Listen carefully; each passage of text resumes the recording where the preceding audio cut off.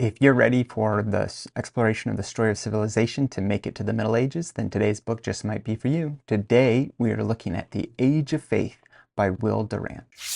Welcome to Spencer Reads Everything. I'm your host, Spencer Duncan, and today we're looking at the fourth book in the Story of Civilization series. This, I believe, is the biggest of all of the books in this series, and we'll find out why in just a moment. But just as a point of reference for the scope of this book, the name of it is The Age of Faith, A History of Medieval Civilization from Constantine to Dante, 325 to 1300.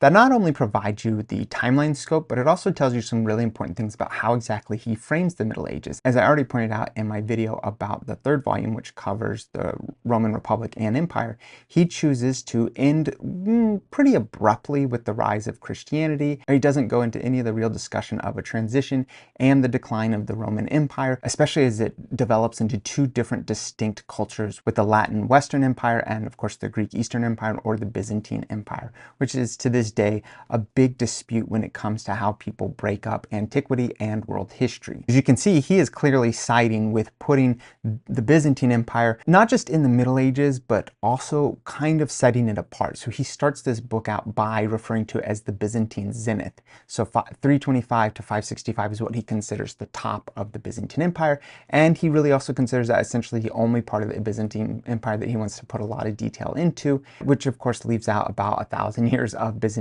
history. So you can see why that would make it a controversial choice. But as I've already pointed out, he seems pretty adamant about focusing not just on Western civilization, but the very Western part of Europe. And I think this is a book that really helps to highlight that, because he does give attention to parts that are not solely the most Western portions of Europe, but he does it pretty briefly, and he does it in a way of trying to set the scene as opposed to making an intricate part of the story. So for example, he starts out with the discussion of the Byzantine Empire. Then he has a section on the rise of Islam and the first Islamic dynasties and caliphates. So those are the first two books, sub-books within the series. Then he has one on the Judaic civilization. So again, he is trying to give all of the periphery before he gets to what he considers the heart of the book, which is why he calls the next section of the book the climax of Christianity, 1095 to 1300. And that's going to take up by far the majority of the book, at least in comparison to the first four books. And so in this is where he is going to give you much more detail about the various centers of power in Western Europe. So you're looking at the Merovingian, the Carolingians, the Papal States, the rise of the monasteries, and even the earliest days of universities. He's actually going to have a fair amount of discussion in this book, just like he does in all his other books, where he tries to give you more than just the name of the most important people, but tries to give you some details about what life would have been like, economically speaking, socially speaking, culturally speaking, how they would have interacted with other civilizations. He has sections on the monastic life, St. Bernard, St. Francis, St. Dominic, the nuns, the mystics, the tragic pope, and all sorts of individuals where he's trying to give just a little more texture than just the kings and emperors and the most famous popes. And that's something he's always trying to do, and it's one of the things that he's really always trying to establish a balance between giving you lots of information about individuals, trying to paint a big picture, but then also making sure he gives enough information on the most important people, which means that a lot of the biggest names in all of his books tend to maybe get a dozen pages or so. We're talking some of the biggest names in history might not even get the whole chapters, because he is just trying to cover so much. And that's going to be something that's very evident in this book. I think more evident than the three books before this. Well, the two books before this. The first book, our Oriental Heritage, I would say that it's pretty obvious. He's trying to cover way too much in that, so much so that some of the most important individuals in any non-Western civilization history get very short shrift, despite the fact that book is almost 1,000 pages. It's going to continue his focus on philosophy and the approach to studying the way people think, the different sources of knowledge, whether that is the church or, like I said, the earliest days of universities, and the spread of knowledge. That's going to be a focus that he has always had in all of his books, at least up to this point. But I would say this is where it becomes even more obvious, and he's going to spend much more time, I feel like, with the philosophers and all the biggest thinkers in the Middle Ages, at least as many as he can fit in there. And I think it's a reflection of his original training in philosophy.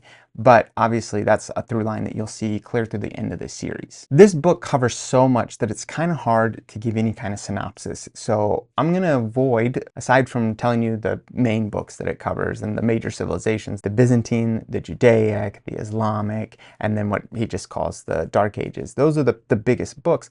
But again, there's so many different things to cover that'd be hard to give a great synopsis. So I think the most important thing is to point out where he chooses to end and what all he feels is most important when it's looking at the biggest cultures. Like I said, he's always trying to talk about philosophy and where people are getting their sources of information. That's a big part of what he's talking about. But I also think it's pointing out that to do that, he has to choose specific locations. So the main places that he is looking at are going to be modern day France, so the Franks, England. He is always looking towards the English in any kind of major English sources, the Italian states, and he does put a decent amount of focus on the Iberian Peninsula, for a variety of reasons. I think because it'll go on to play a huge role in the early modern period, and because it creates this interesting contrast with the rise of the Islamic empires and the fact that the Iberian Peninsula will come under Muslim control. All these things I think is why he puts focus there. Where you don't see a whole lot of interest is, of course, in the Eastern European areas, in what would be modern day Poland, in most of the Germanic speaking states. He doesn't spend too terribly much time there. And again, it reiterates the fact that that's his focus, is that Western civilization is really what he's trying to cover. When I teach, I frequently ask my students, well, how would you describe Western civilization? And it's always interesting to see them, if I pull out a map of Europe, to see what they're willing to consider part of Western civilization and what they're not willing to consider part of Western civilization. And I would say that he has about as narrow of a scope of what to consider as Western civilization as I think you're going to get. I think that's a reflection of the fact that this was published in the 50s. I think that could easily be misconstrued as a pretty Eurocentric representation of civilization. I obviously think it is very much that. But I also think it's a broader representation of popular culture of Western civilization. And I think that that's what he's trying to tap into with the choices that he makes and who he chooses to cover and how he focuses on the most Western parts, and especially how he puts so much interest in England and France, because I think he considers those the most important forebears, not just of Western civilization, but what will eventually become the leading territorial and major claimants of Western civilization as we get clear into the 19th century, where of course the series finally ends. I also think this book is really important for him readjusting his expectations of just how big this series would be. Like I said, when he first wrote, I think he said he planned on it being 3 or 4 books. This is the 4th book, and he's clearly nowhere near the end of what he was hoping to write. It's so big, it covers so much. I think it took so much more time than he had planned, and I think it was at this point that he realized that it would become his life's work and not just a 4 or 5 book series that he managed to do in, I don't know, 20 years as opposed to the rest of his life. I also think, even though I don't have any major proof of this, I get the impression by the length, the scope, the complexity of this book, that I think this is also where he became more aware of just exactly what story he is trying to tell when he says the story of civilization.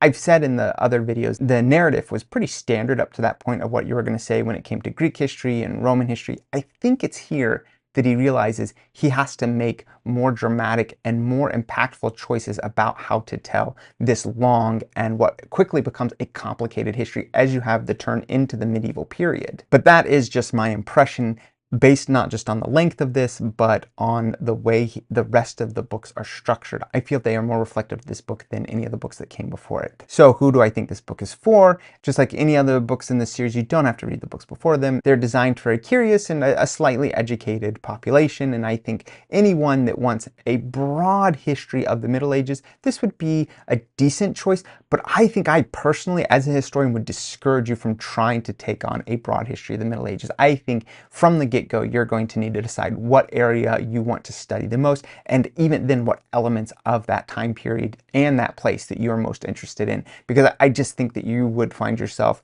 generally pretty lost by the end of this book and quickly forgetting the first 3 sections within the 5 major sections of this book, where he outlines all those other civilizations that contributed or gave structure to medieval Europe. And I think that that is really underselling the value of those civilizations. And so I would highly recommend personally that you go find different books that focus on those various areas before coming and trying to take this comprehensive book that at times jumps from place to place. That's my opinion. Who do I not think this book is for? Anyone that's looking at a 1,000-page book and is not necessarily a huge fan of history, this is definitely not for you. And even though I'm a historian, I can't say that I would try to use this as a source for getting people more interested, even though I've always said about his writing that it's pretty clear, it's a bit flowery at times, but he writes in such a way that I do find him engaging. So that is something that is always worth remembering if you're going to look at any of his books. I'm curious what you guys have to say. Please let me know in the comments your opinions on this book specifically if you read it. Again, any of the other books in this series or the series as a whole, please let me know.